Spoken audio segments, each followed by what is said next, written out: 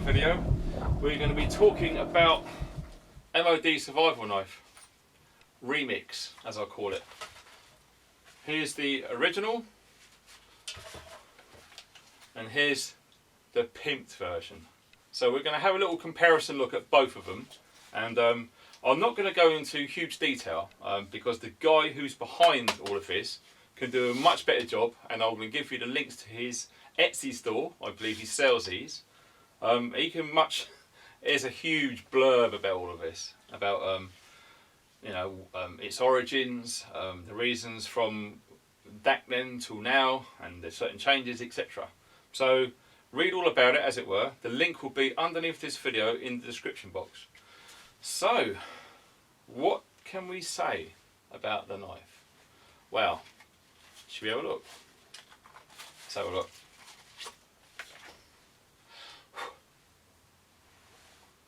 Isn't she a thing of beauty? Now don't worry, you know me, we're going to get some close-ups on the bench in a minute, okay? But when I was first handed this knife a while back, I thought, oh wow, there's a lot of thought that's gone into this. And as I say, I'm going to compare it to this knife. It's original, okay? It'll be much better seen side by side together. So let's have a look at this in detail, and then what I'm going to do is I'm just going to do a very basic survival fire prep demonstration using this tool, and it is a tool. So let's have a closer look. Well, there we go, side by side, and it's a case of spot the difference. There's a few changes, as you can probably tell, but let's get the basics out of the way first. The measurements are exactly the same. It's 1 foot long, give or take. Yep, 1 foot long. The depth of the blade is 40 mil. In American money, it's just over 1.5 inches. The blade length, incidentally, which is very important to know, is 7 inches long, or 175 mil, give or take. Okay, and again, identical. So, for all intents and purposes, it's awesome. So what can we see? Here's the original. Many people refer to these as beta knives. You can literally beat them to hell and back, and they will just keep coming. Okay, coming for more. Now, as you can see, if you can see the stamp on the handle there, it's the maker's mark. You can't miss the maker's mark there, and as you can see, they're lovely and shiny. All of the anodizing has been taken off. Noticeable differences: obviously the top of the guard has been removed and rounded. The top of the blade has been ground back perfectly flat, 90 degrees, and as you can tell, there's a lovely ferro rod groove there, but we'll come to that in a minute, and the position why it was put there. The handle, I'm not sure, it appears to be Bakelite or something similar. It's black, it's hard use by the look of it, and the shape is identical to the original. It's a lot smoother, you haven't got that big groovy gap, which I will point out here. You can tell there's a gap there. So it's a lot more comfortable. And I just think it looks absolutely awesome with the NATO stock number and the maker. This company goes back a hell of a long way. It's genuine, authentic, original Sheffield steel. And this company has been manufacturing these knives for a hell of a long time. As I say, all of the information and historical links will be underneath. I'll find everything I can and put them on there. So if you're serious about looking into getting one of these are a commissioned base. I'm not sure how long these commissions are going to run for, but it's like most things. Once you see them, think about it, blah blah blah, it could be too late. So these are going to fly. I just know these are going to fly. And I think what we should do is give this a bit of a demonstration, just to see what we're capable of here. Because the alterations and changes and modifications in this is absolutely awesome. I'm not going to lie. Right, let's try and light a fire with it. Right, here we go. Just a standard lump of fatwood, the knife, and I think we're going to go for some scrapings. Incidentally, you could probably use that as well.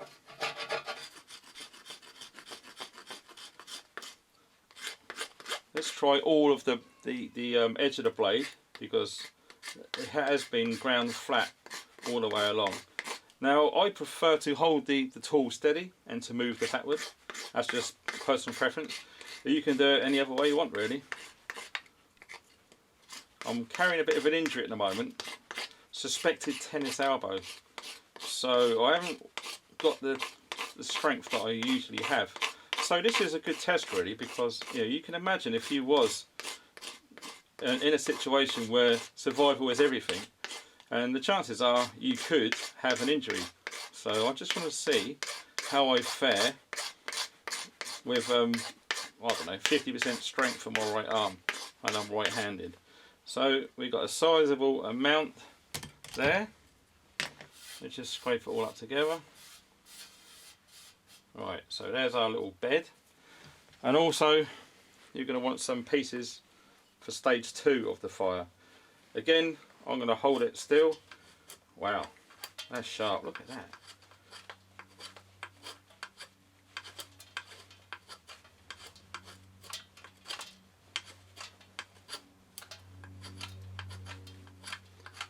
It's typical, isn't it? I wish I had the strength, because it'd be a lot easier, but it is what it is. Luckily we've got that great big catchment area to catch all these pieces in.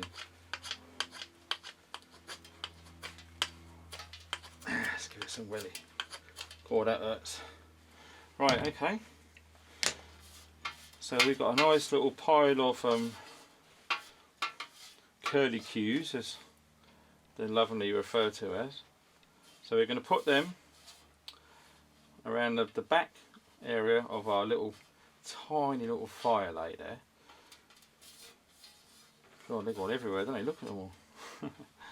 And we're going to use a nice big 50 cal ferro rod, because why not? I was thinking maybe because the size of that looks like a good marry. Now try and keep 90-degree angles like a perfect X, if you can see there. Personally, as I said, I've always tried to hold the tool steady and to pull back. You can do it that way if you want. It's entirely up to you. There's no real preference. It's whatever you're comfortable with. So I'm going to try and I hope that's coming in okay, and then just pull away.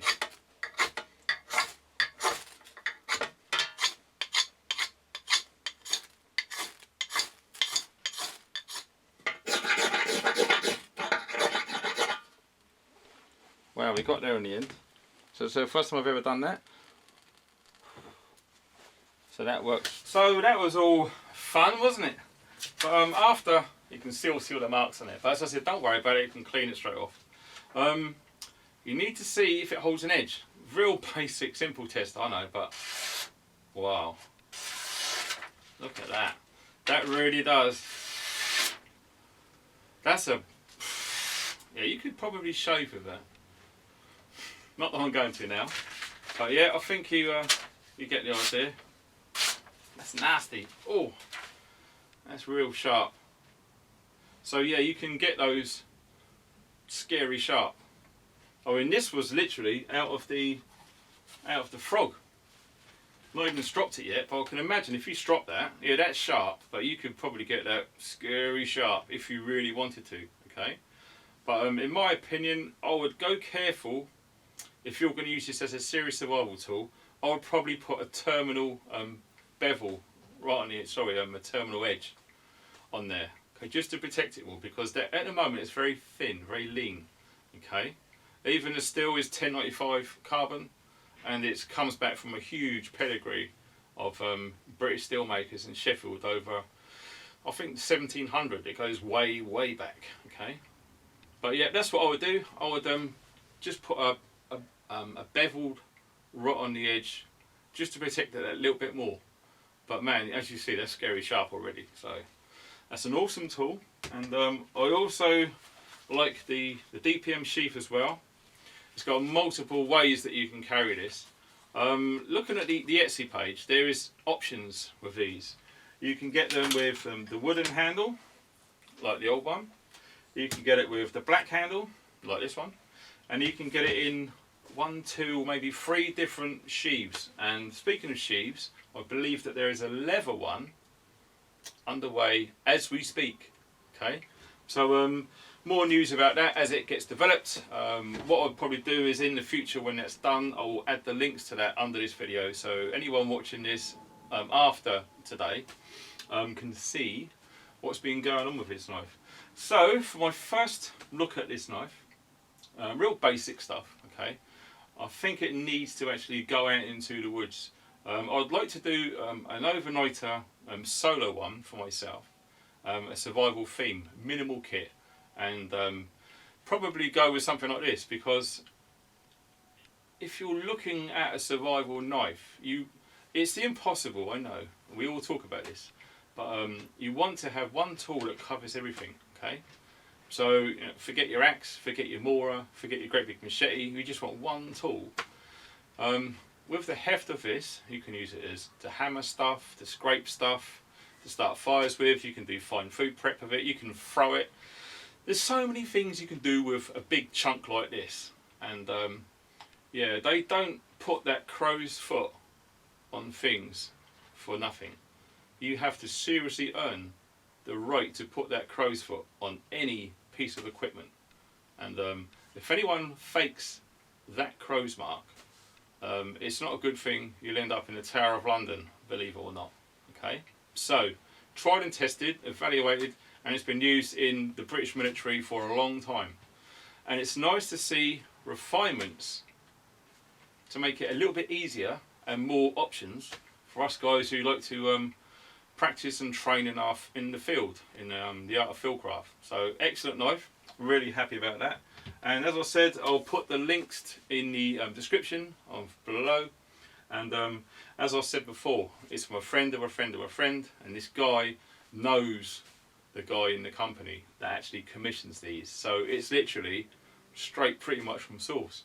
So there you go. I hope you enjoyed the video, and let's have another little close up before we sign off.